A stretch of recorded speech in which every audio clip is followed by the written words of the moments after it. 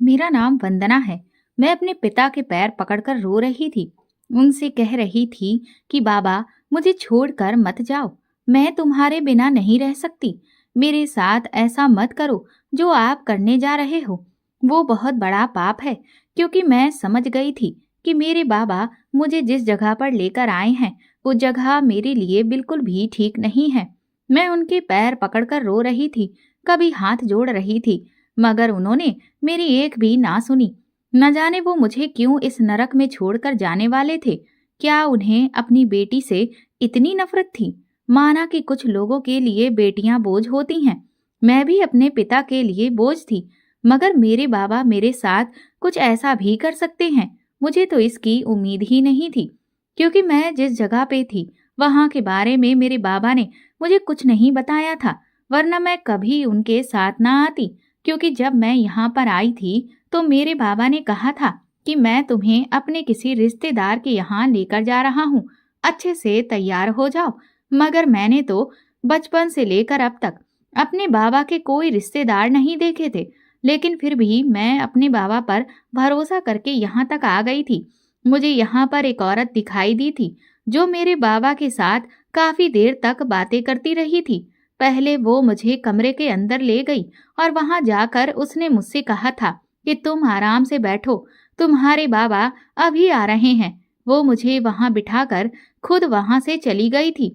मैं कमरे के अंदर बैठ गई और चारों तरफ नजर उठा उठा कर देख रही थी और जानने की कोशिश कर रही थी कि आखिर ये किसका घर है। इसी कमरे के अंदर एक और कमरा बना हुआ था। जब अचानक से उस कमरे के अंदर से एक लड़की भागती हुई निकली। वो बुरी तरह से रो रही थी, उसकी हालत बहुत खराब थी। और फिर वो रोती हुई दूसरे दरवाजे से वहां से चली गई थी।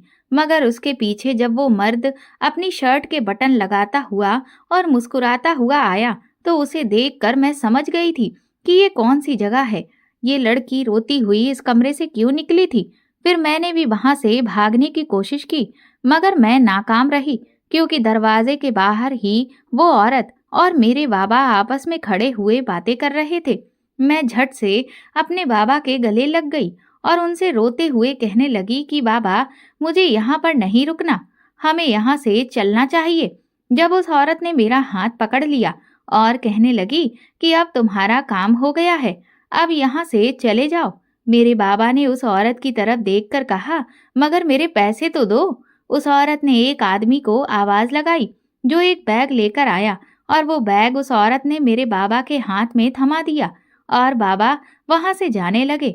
मैंने बाबा से कहा, बाबा, मैं भी तो आपके साथ जाऊंगी, मगर उन्होंने मेरी एक भी ना सुनी। मैं उनके पैरों में गिर गई और रोने लगी। उनसे कहने लगी कि मुझे यहाँ पर मत छोड़ो, मगर उन्होंने कहा, तेरी असल जगह यहीं पर है।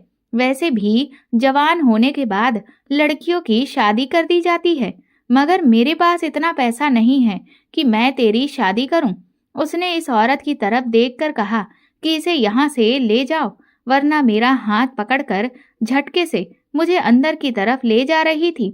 जब उसने मुझे दरवाजे के अंदर किया और दरवाजे को बाहर से बंद कर दिया, मैं फूट फूट कर रो रही थी।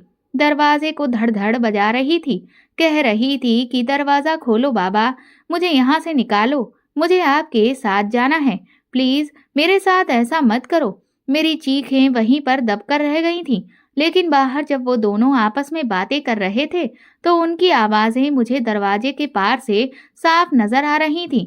उस औरत ने बाबा से कहा था कि तेरी बेटी तो बहुत खूबसूरत है, मगर याद रखना, दोबारा अपनी बेटी को यहाँ से ले जाने की बात मत करना, क्योंकि बहुत से ऐसे लोग होते हैं जो अपनी बेटियों को मजबूरी में यहाँ बेच कर चले जाते हैं और फिर आकर अपना रोना रोने लगते हैं कि अपने पैसे वापस ले लो, हमें हमारी बेटी वापस कर दो। मगर यहाँ ऐसा नहीं होता।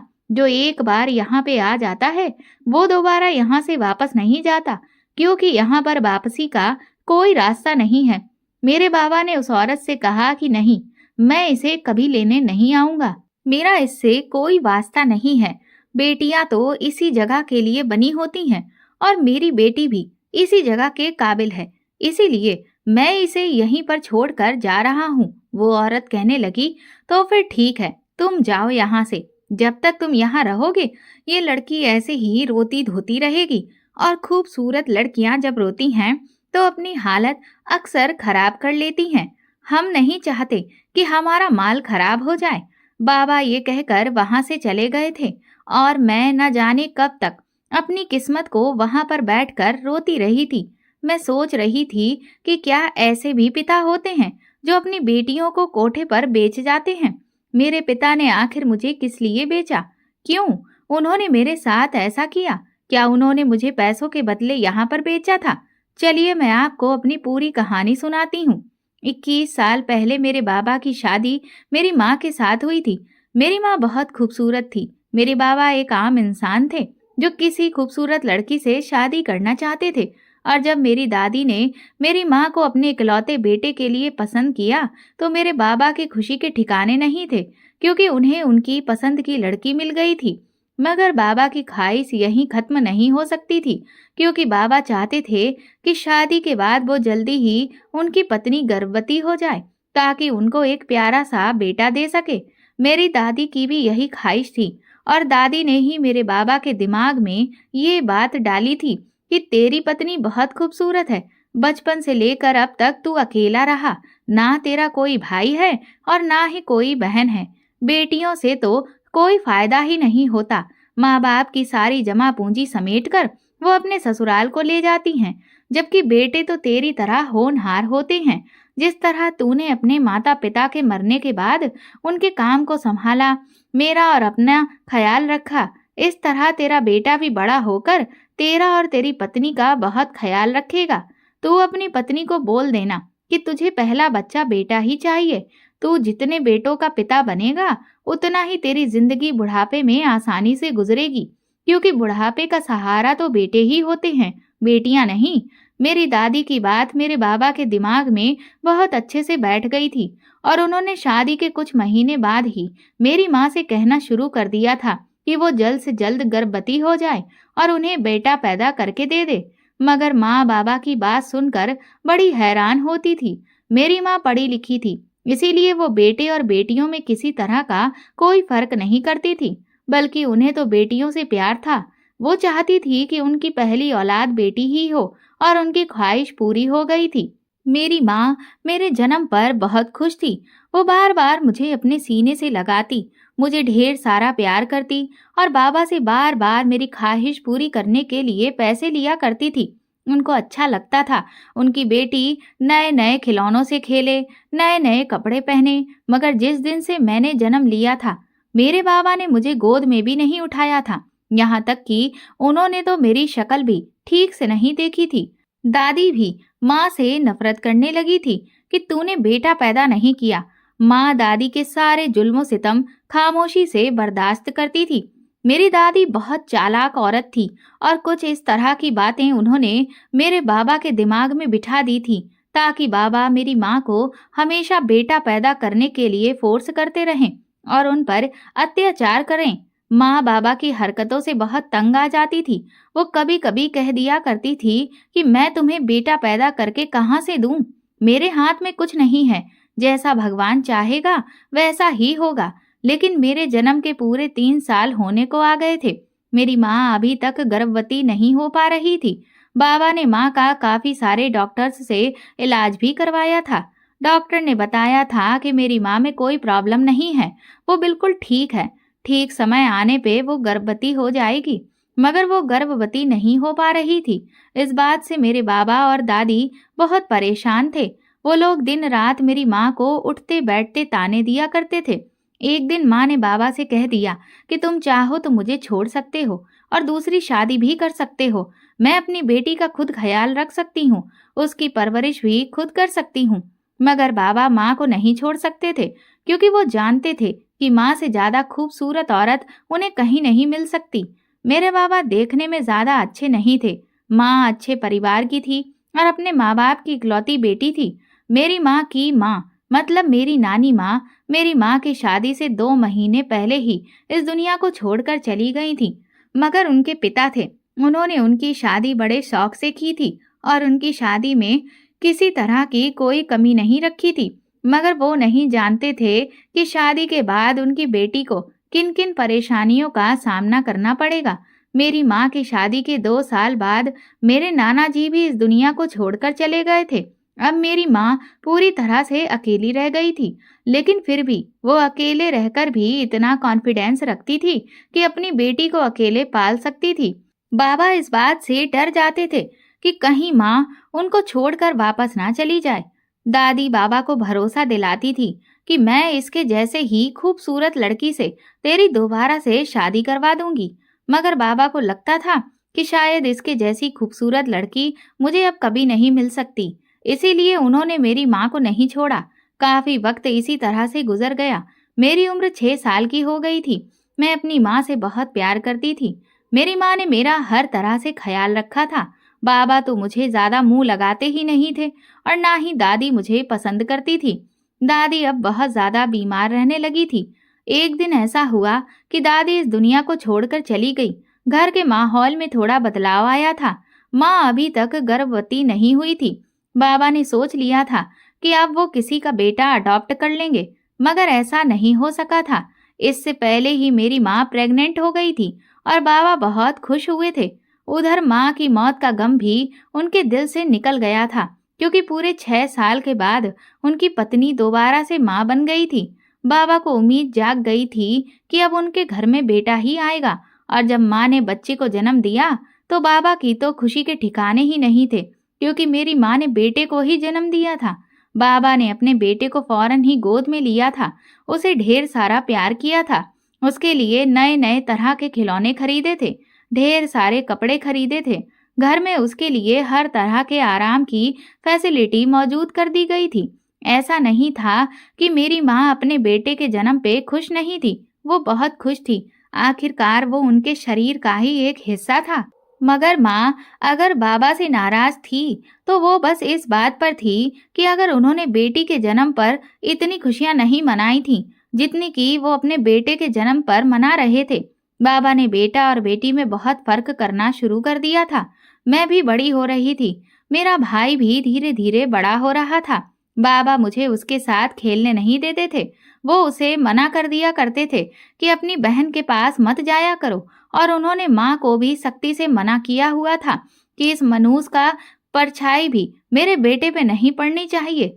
एक बार मेरा भाई मेरी गोद में था जब बाबा घर में मौजूद नहीं थे। वो बहुत प्यारा था। मुझे उस पर बहुत प्यार आता था।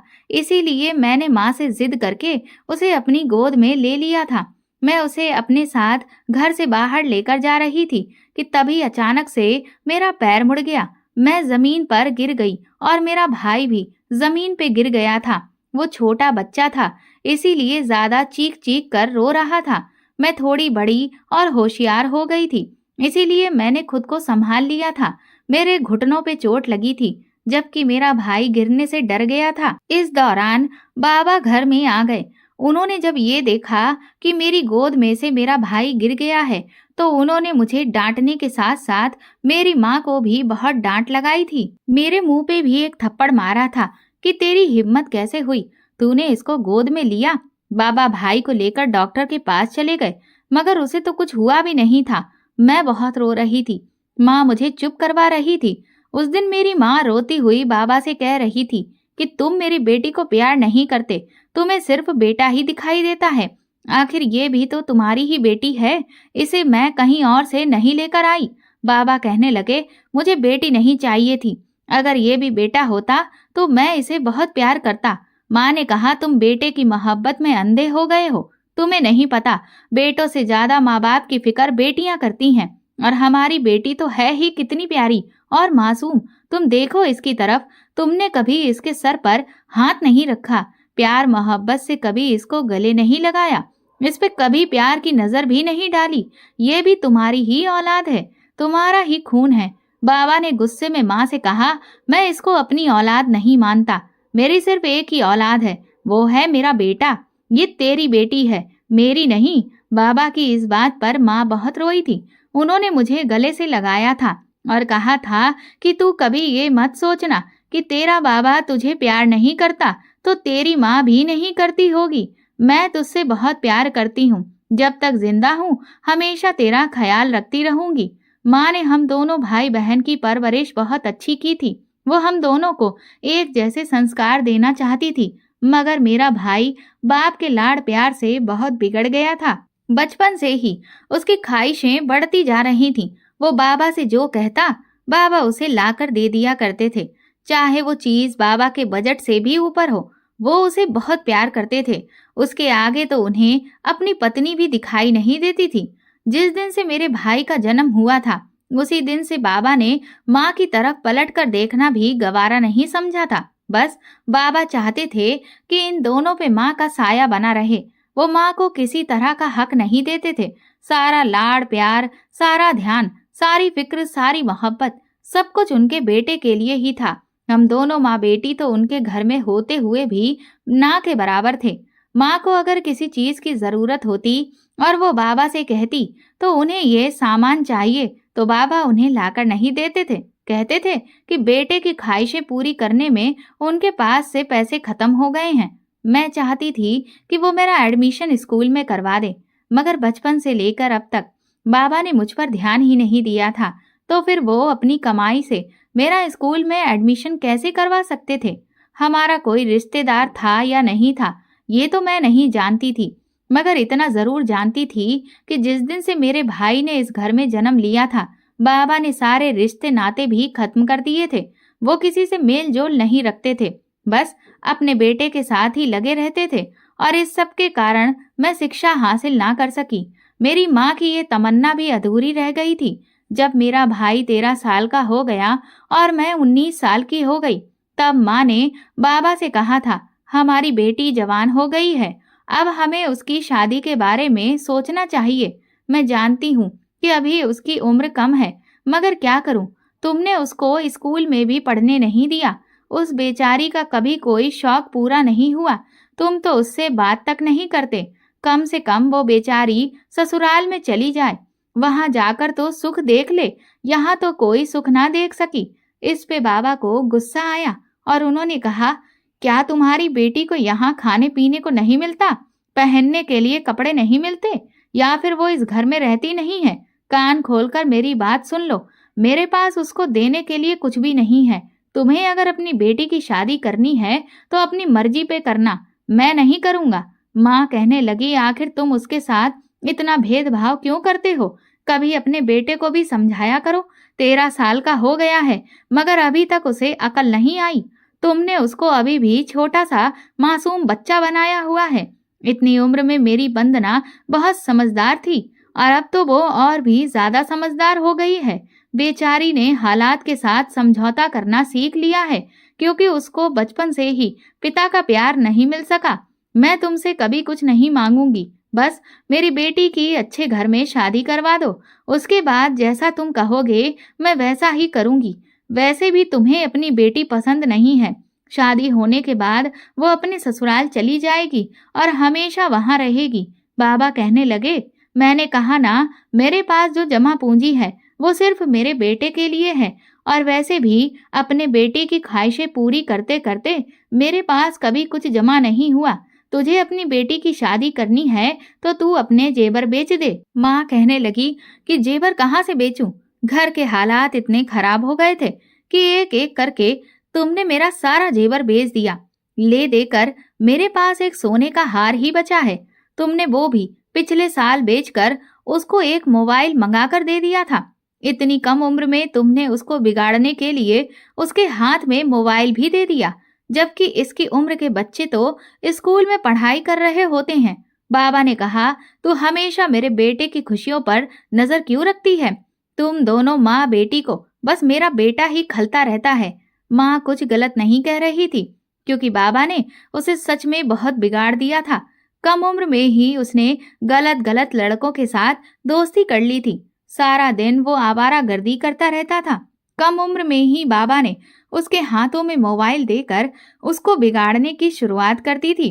और बाबा ने उसे कोई छोटा मोटा मोबाइल नहीं दिलवाया था, बल्कि एक्सपेंसिव ब्रांड का मोबाइल दिलवाया था, जिससे उसके दोस्तों में उसकी खूब वाहवाही हो रही थी। 1 साल और इसी तरह से गुजर गया था, लेकिन मेरे भाई की हरकतें दिन ब दिन बढ़ती जा रही थी। इस दौरान मेरी माँ बीमार रहने लगी थी। उन्हें इलाज की सख्त जरूरत थी क्योंकि उन्हें पैरालाइज की बीमारी हो गई थी। मगर बाबा को तो भाई के अलावा कुछ दिखाई ही नहीं देता था। वो माँ की तरफ देखते भी नहीं थे। माँ ने उनसे कहा भी था कि मेरी तबीयत ठीक नहीं है, मेरा इलाज बड़े डॉक्टर से करवाओ। मगर बाबा तो माँ को छोटे मोटे डॉक्टर से ही दवाई लाकर दे दिया करते थे, जिससे माँ को फर्क तो हो जाता था, मगर उसकी बीमारी दिन ब दिन बढ़ती जा रही थी। मैं माँ का बहुत ख्याल रखती थी और मन ही मन सोचती रहती थी, काश मैं अगर किसी काबिल होती तो अपनी माँ का इलाज खुद करवाती। मेरी माँ की तबीयत बहुत खराब रहने लगी थी और फिर एक दिन ऐसा हुआ कि जब वो रात को सोई तो सुबह जाग ही ना सकी, क्योंकि माँ सुबह सवेरे ही अपनी आंखें खोल दिया करती थी। लेकिन उस दिन जब उसकी आंख नहीं खुली और मैंने उसको जगाने की कोशिश की तो मेरे चिल्ला चिल्ला के रोने पे बाबा और मेरा भाई विशाल कमरे में आ गए थे। माँ के ना उठने पे बाबा उन्हें डॉक्टर के पास लेकर गए तो डॉक्टर ने उन्हें मृत घोषित कर दिया था। अपनी माँ की मौत का सदमा मैं बर्दाश्त ना कर सकी थी। मैं चिल्ला चिल्ला कर रो रही थी। आखिर मेरी वही तो अपनी थी। मुझे तो मेरा भाई भी पसंद नहीं करता था, मुझसे दूर दूर रहता था। वो मुझे घर की नौकरानी समझता था। लेकिन अब माँ के मर जाने के बाद तो मेरी जिंदगी में और ज्यादा बुरे दिन आ गए थे। मैं सारा सारा दिन और सारी सारी रात अपनी माँ को याद करके रोती रहती थी। अब मुझे ऐसा लगता था जैसे मैं पूरी तरह से अनाथ हो गई हूँ, क्योंकि इस घर में से कोई भी बोलने वाला भी नहीं था। एक मेरी माँ ही थी जो जैसे तैसे मेरे कपड़े बना दिया करती थी। माँ के मरने के बाद मैं उनके ही कपड़े पहनती थी। बाबा घर में सारा राशन डलवा दिया करते थे। मैं बीमार भी होती तो वो मुझे डॉक्टर से दवाई दिलाकर नहीं लाते थे, मैं खुद ही ठीक हो जाती थी। मैंने कभी उनसे किसी बात का शिकवा नहीं किया था। आखिर करती भी तो कैसे करती, वो मुझे अपनी बेटी ही नहीं मानते थे। अब तो मैं पहले से भी ज्यादा दुखी और परेशान रहने लगी थी। घर के सारे काम करते करते मैं थक जाती थी, क्योंकि माँ के होते हुए मैंने कभी कोई काम नहीं किया था। उन्होंने मुझे कभी कोई काम करने ही नहीं दिया था। बाबा अपने और विशाल के लिए अच्छे अच्छे पकवान बनवाया करते थे, जबकि मुझे बासी खाना खाने को मिलता था। रोज मैं अपने भाई के कमरे की सफाई किया करती थी, उसके कपड़े धोया करती थी, उन लोगों को वक्त पर खाना बनाकर देती थी। अपनी हालत को मुझे सुधारने का समय ही नहीं मिलता था। लोग कहते थे कि तुम बिल्कुल अपनी माँ की तरह ही सुंदर हो। बाबा घर में किसी को आने नहीं देते थे। मैंने बाबा से कहा था कि बाबा प्लीज मुझे सिलाई करने दो, मुझे भी पैसों की जरूरत होती है। मेरे साथ की सारी लड़कियां अपने सारे शौक पूरे करती हैं। बाबा कहने लगे कि तुझे अपने शौक पूरे करके क्या करना है, वो सब तो अपने घर वालों के लिए भाग्यशाली साबित हुई हैं। लेकिन जिस दिन से तूने जन्म लिया है उस दिन से ही हमारे घर के हालात खराब होते चले गए हैं। मेरे बेटे को देख, मुझे इससे पूरी उम्मीद है ये बुढ़ापे में बड़ा होकर मेरा सहारा बनेगा। लेकिन तू क्या करेगी, तुझे तो एक न एक दिन विदा भी करना है। मगर मैं तेरी शादी इतनी जल्दी नहीं करूंगा। आखिर तू भी इस घर से चली गई तो हम दोनों पिता और बेटे का ख्याल कौन रखेगा। मैंने बाबा से उनके पैरों में गिरकर कहा था कि बाबा, मैं तुम्हारा और विशाल का हमेशा ही ख्याल रखूंगी, घर के सारे काम भी किया करूंगी, बस मुझे सिलाई करने दो बाबा। बाबा कहने लगे कि तुझे सिलाई किसने सिखा दी। मैंने कहा बाबा, आप नहीं जानते, माँ को सिलाई आती थी। माँ ने ही मुझे सिलाई के बारे में सब कुछ बताया था, इसीलिए मैंने वो सब कुछ अपने दिमाग में बिठा लिया था। बाबा न जाने क्या सोचने लगे और फिर उन्होंने मना कर दिया कि मैं तुझे सिलाई नहीं करने दूंगा, बल्कि तू घर के अलावा कोई काम नहीं करेगी। मैं उनकी बातों पे रोती हुई अपने कमरे में आ गई थी। वक्त अपनी रफ्तार से चलता जा रहा था। अब मैं 21 साल की और मेरा भाई 15 साल का हो गया था। वो सेहत में बहुत अच्छा था, देखने में भी बहुत अच्छा था, इसीलिए कोई उसे देखकर कहता ही नहीं था कि वो 15 साल का है, बल्कि वो अपनी उम्र से ज्यादा बड़ा लगने लगा था। अब उसने बाबा से कहा था कि उसे महंगी वाली बाइक चाहिए, जिसकी कीमत लगभग 1 लाख रुपए थी। उसकी बात पे बाबा ने उससे कहा था, बेटा, अभी कुछ महीने पहले ही तो मैंने तुझे स्कूटी लेकर दी थी। अभी तेरी उम्र इतनी नहीं है कि तू महंगी बाइक चला सके। मगर वो बाबा से नाराज हो गया और कहने लगा, अगर आपको मेरा कहना नहीं मानना तो मैं आपसे बात करना ही छोड़ दूंगा और फिर इस घर को भी मैं छोड़कर चला जाऊंगा। ये बात सुनकर बाबा डर गए थे। बाबा कहने लगे कि नहीं नहीं बेटा, तू तो मेरी आंखों का तारा है और मेरे दिल का सुकून है।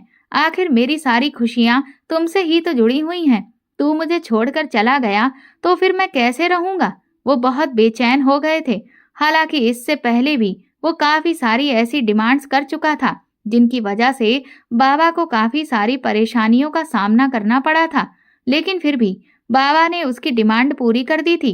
इंसान की पूरी जिंदगी में ख्वाहिशें ही एक ऐसी चीजें होती हैं जो कभी पूरी नहीं हो सकती।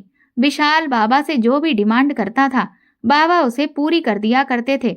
उसे लगता था कि उसके मुंह से निकली डिमांड तो चुटकियों में पूरी हो जाती है, इसीलिए वो बार बार बाबा से डिमांड करता था। लेकिन अब बाबा की तो उम्र होने लगी थी। अब उनके अंदर बीमारियां जन्म लेने लग गई थीं।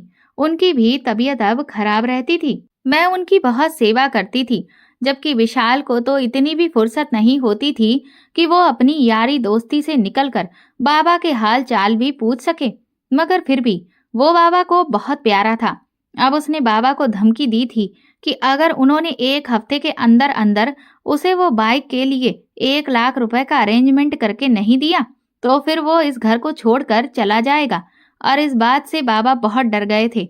बाबा ने उसे तसल्ली दी थी और वो 1 लाख का अरेंजमेंट कर लेंगे, ये कहा। बाबा के लिए ऐसा कहना बहुत मुश्किल था। आखिर वो 10,000 महीने का कमाया करते थे। ऐसे में अपने बेटे को इतनी कीमती बाइक कैसे दिला सकते थे। इससे पहले कई बार वो मोटर बाइक की और महंगी महंगी साइकिलों की भी, महंगे महंगे मोबाइल्स की और महंगी महंगी वॉचेस की भी, और कहीं ना कहीं घूमने जाने की जिद करता था। बाबा उसके कहने पे कभी उसको 5,000 दे देते तो कभी अपने पूरे महीने की सैलरी उसके हवाले कर दिया करते थे। कहते थे कि उनकी उम्र है अभी ये सब करने की। इस उम्र में वो अपने शौक पूरे नहीं करेगा तो कब करेगा। इस दौरान उन्हें घर में बहुत परेशानी का सामना करना पड़ता था। मगर विशाल बाबा से कभी कभी बहुत बदतमीजी से बोल जाता था। मैंने देखा था कि बाबा अगर उसकी किसी भी डिमांड को पूरी करने के लिए अगर कोई सवाल करते तो वो बाबा से कहता था, क्या हमेशा जासूसों की तरह मुझसे जासूसी भरे सवाल करते रहते हो। मेरे पिता हो, सिर्फ पिता ही बनकर रहो, मेरे दोस्त बनने की कोई जरूरत नहीं है। पापा उसकी ऐसी बातें सुनकर हमेशा खामोश हो जाते थे। मैं जानती थी कि उनका दिल टूट गया है, मगर क्या कर सकते थे। उन्हें भी तो अपने बेटे पर बहुत भरोसा था ना। विशाल के दिए हुए 1 हफ्ते का टाइम पूरा होने वाला था।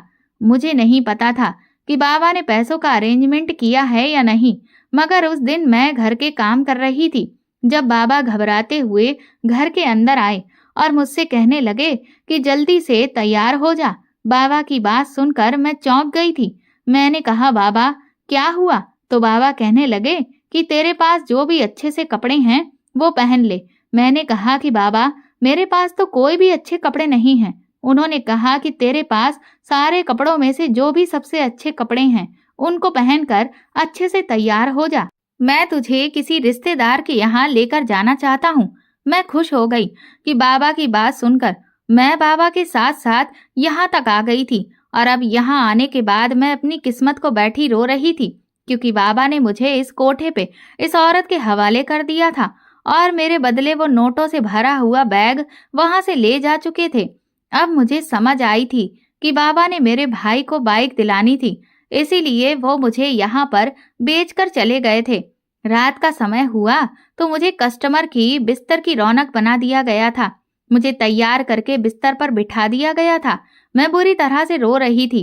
इस बाई के पैरों में गिरकर इससे रिक्वेस्ट कर रही थी कि वो मुझे जाने दे, मगर वो मुझे बार बार यही कह रही थी कि तू यहाँ से वापस नहीं जा सकती, क्योंकि यहाँ से वापसी का कोई भी रास्ता नहीं है। ये बात मैं तेरे पिता को भी समझा चुकी हूँ। यहाँ से तू मरकर ही वापस जा सकती है। मैं चारों तरफ से फंस चुकी थी। मेरे पास कोई और रास्ता नहीं था, इसीलिए मुझे वही करना था जो ये लोग मुझसे करवाना चाहते थे। जब पहली रात मुझे कस्टमर के हवाले कर दिया गया तो मेरी चीखें आसमान को छू रही थीं। मुझे कोई बचाने वाला नहीं था। उस रात मुझे मेरी माँ बहुत याद आई थी और अगर वो आज जिंदा होती तो शायद वो मेरे साथ ऐसा ना होने देती। मेरी इज्जत खराब हो चुकी थी और अब मैं इस धंधे में उतर आई थी, मगर यहाँ पर मैं रहना नहीं चाहती थी। कई दिन इसी तरह से गुजर गए थे। मैं यहाँ से भागने का कोई रास्ता ढूंढ रही थी, लेकिन मुझे यहाँ से जाने का कोई रास्ता नहीं मिल रहा था। मेरी हालत इतनी खराब हो चुकी थी कि मुझे अपने आप से घिन महसूस होने लगी थी, क्योंकि हर रात किसी न किसी एक मर्द के बिस्तर की रौनक मैं बनती थी।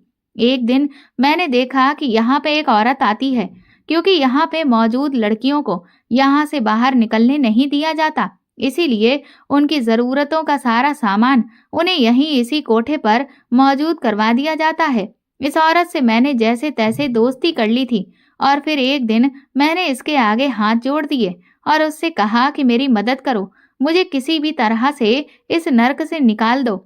मैं यहाँ पे अपनी मर्जी से नहीं आई, मुझे यहाँ मेरा पति बेचकर गया है। वो कहने लगी कि मैं तुम्हारी कोई मदद नहीं कर सकती, क्योंकि यहाँ पे न जाने कितनी ही ऐसी लड़कियां हैं जो मुझे अपनी मजबूरी बताती हैं कि हमें यहाँ से निकाल दो। आखिर में मैं तुम लड़कियों को यहाँ से भगाकर अपनी रोजी रोटी पे लात मारना नहीं चाहती, और बाई को अगर पता चल गया तो बाई मुझे भी जान से मार देगी। मैंने कहा, मैं तुम पे किसी तरह का कोई इल्जाम नहीं आने दूंगी। देखो, अगर तुमने मुझे यहाँ से निकाला तो मैं तुम्हें पैसे दूंगी। मेरी बात सुनकर वो चौंक गई थी। उसने कहा, पैसे? तुम्हारे पास पैसे कहाँ से आए? मैंने कहा, क्यों? मैं अपना शरीर बेचने का धंधा कर रही हूँ, मेरे पास पैसे नहीं हो सकते क्या? वो मुस्कुराते हुए कहने लगी, मगर तुम्हारी कमाई के सारे पैसे तो बाई रख लेती है, तो तुम्हें कहाँ से मिलता होगा? मैंने कहा, तुम उसकी परवाह मत करो, तुम बस आम खाओ, गुठलियां ना गिनो। तुम्हारे पैसे मैं तुम्हें वापस मिल जाएंगे। मैंने उसे पूरे 20,000 रुपए देने का वादा किया था, मगर कहा था कि तुम्हें मुझे यहाँ से निकालने में मेरी मदद करनी होगी, क्योंकि वो अच्छी तरह से जानती थी कि आज तक कोई भी लड़की उसे इतनी कीमत नहीं दे सकी थी। वो एक मामूली सी औरत थी, इस बाई के यहाँ नौकरी करती थी। इस कोठे में जितनी भी लड़कियां थीं, उन सभी की जरूरत के सामान की लिस्ट बनाकर वो बाहर से उनका सारा सामान लाकर उनको दे दिया करती थी। उसका यही काम होता था, लेकिन अब उसे इतने पैसे मिल रहे थे तो उसकी नीयत खराब होने लगी थी। उसका मन बदलने लगा था और वो मेरा काम करने के लिए तैयार होती नजर आ रही थी। वो मुझे यहाँ से बाहर निकालकर अपनी नौकरी तो नहीं गंवाना चाहती थी, मगर उसने मुझे एक प्लान बताया था।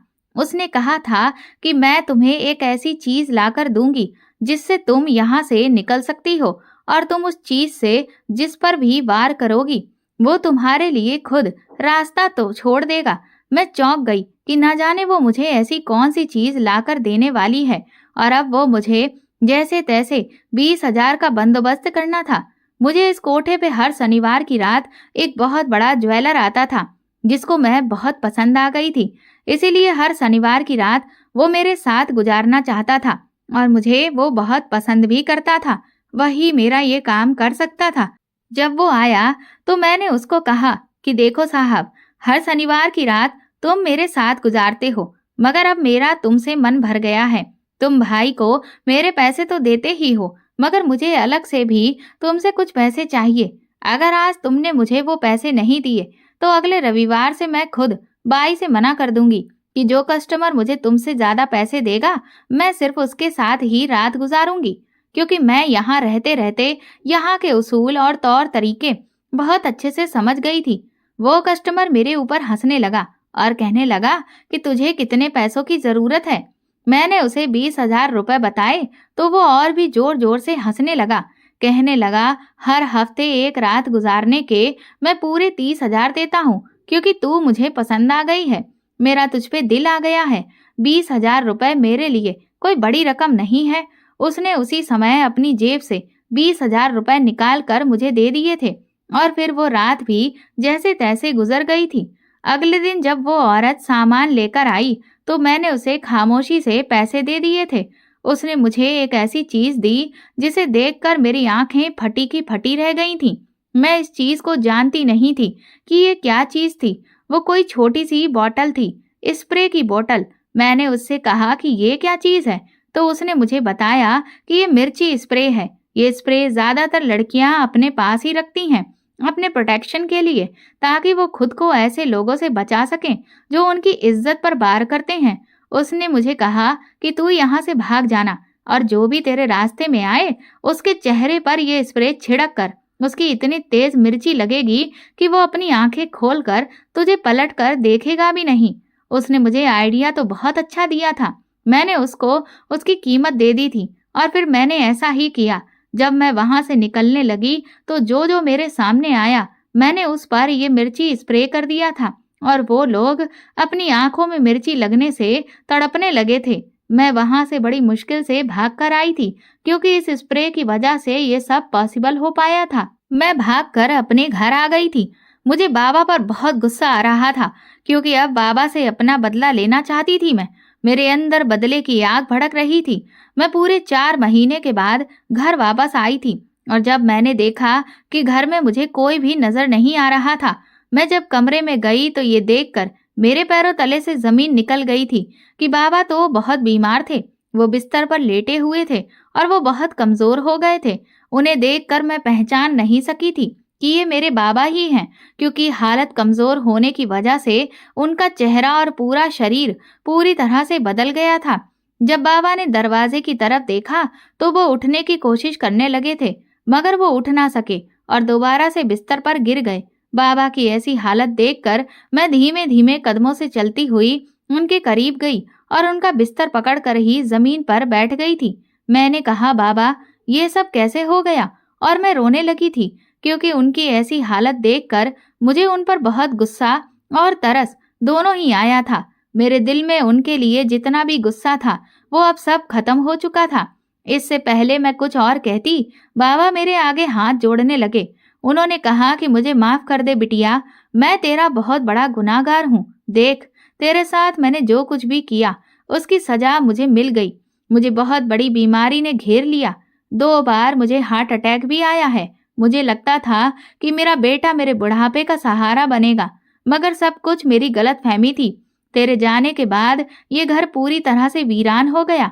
जिस दिन मैं तुझे बेचकर आया था उस दिन मैं वहां से पैसे लेकर लौट रहा था। जब घर आया तो देखा कि घर में चारों तरफ भीड़ लगी हुई थी।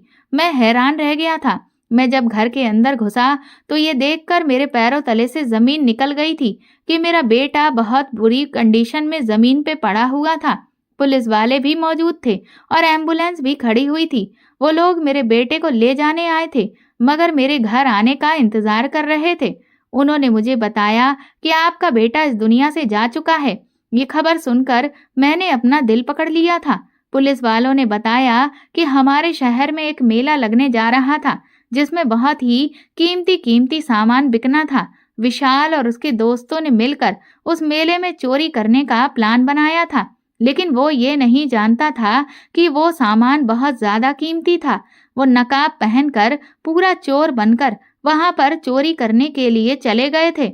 वो वहां चोरी करके भाग रहे थे। ढेर सारी पुलिस उनके पीछे लग गई। जब वो लोग वहां से भागते भागते मेन रोड पर आए तो उसी रास्ते से एक बड़ा सा ट्रक गुजर रहा था। जब विशाल और उसके 2 दोस्त इस ट्रक के नीचे आ गए थे और ट्रक से कुचलकर उन तीनों की ऐन मौके पर ही मौत हो गई थी। उन दोनों लड़कों की लाश उनके पिता के हवाले कर दी गई थी, जबकि मेरा उनसे कोई कांटेक्ट नहीं हो सका था।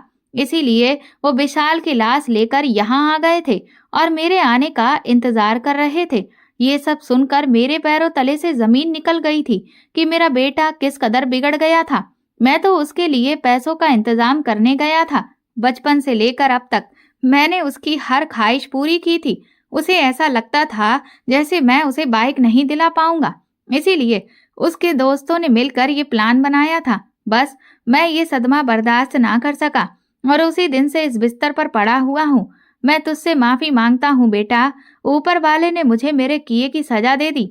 मैंने अपने बेटे को बहुत प्यार दिया, मगर वो तो गलत संगत में पड़ चुका था। एक तू थी जो सीधी सादी भोली भाली लड़की थी। फिर भी मैं तुझे उस नरक में छोड़ आया जहाँ तुझे नहीं होना चाहिए था। ये कहकर बाबा फूट फूट कर रो रहे थे और कह रहे थे कि पिछले 4 महीनों से मैं बिस्तर पर पड़ा हुआ हूँ। भगवान से हर दिन यही प्रार्थना करता हूँ कि मेरी मौत आ जाए, क्योंकि एक मौत ही है जो मुझे सुकून दे सकती है। वरना मुझे सुकून नहीं आता। आखिरकार मैंने अपनी पत्नी के साथ भी गलत किया था, अपनी बेटी के साथ में गलत किया था। जिस बेटे को मैं अपना सहारा मानता था, वो भी मुझे छोड़कर इस दुनिया से चला गया और अब मैं अकेला रह गया हूँ। बाबा की हालत बहुत बुरी हो चुकी थी, मगर मैंने उन्हें तसल्ली दी थी और उन्हें माफ कर दिया था, क्योंकि मेरा दिल बहुत नरम था। आखिर वो मेरे पिता थे, मैं उसकी तरफ से पत्थर दिल कैसे बन सकती थी। मेरे साथ जो हुआ उसे मैंने भूलने की कोशिश की और बाबा की सेवा में किसी तरह की कोई कमी नहीं की। मैं बाबा का बहुत ख्याल रखती थी। बाबा मुझे देख देख कर दिन रात रोते रहते थे और यही कहते थे कि सच में बेटियां बेटा बनकर दिखा देती हैं, मगर कुछ बेटे बेटा बनकर भी नहीं दिखा सकते। उस दिन से ही उन्हें ये बात पता चली थी, बेटे ही माँ बाप का सहारा नहीं बनते, कुछ बेटियां भी माँ बाप का बुढ़ापे में सहारा बन जाती हैं। अब कई साल बीत गए हैं, मेरे बाबा अभी भी जिंदा हैं और मैं उनकी अभी भी सेवा कर रही हूँ। उनकी सेवा करने की खातिर मैंने आज तक शादी नहीं की। मैंने अपनी पूरी जिंदगी अपने बाबा के हवाले कर दी। जब तक बाबा की जिंदगी है, तब तक मैं उनकी सेवा करती रहूंगी। मेरी ये कहानी स्पेशली बेटियों को बोझ समझने वाले लोगों के लिए है। बेटियां अपने माँ बाप के लिए लाडली नहीं होती, मगर उनके माँ बाप उनके लिए बहुत प्यारे होते हैं। तभी तो वो अपने साथ किए गए हर जुल्म सितम को बर्दाश्त करके भी अपने माँ बाप की मोहब्बत पाने की आस में अपनी जिंदगी गुजारना चाहती हैं। दोस्तों, अगर आपको हमारी कहानी पसंद आई है तो कमेंट करके ज़रूर बताएं और वीडियो को लाइक करके ज़्यादा से ज़्यादा शेयर करें। चैनल पर नए हैं तो सब्सक्राइब करें और हाँ, नोटिफिकेशन बेल को ज़रूर दबाएं ताकि अगली अपडेट सबसे पहले आपको मिले। धन्यवाद।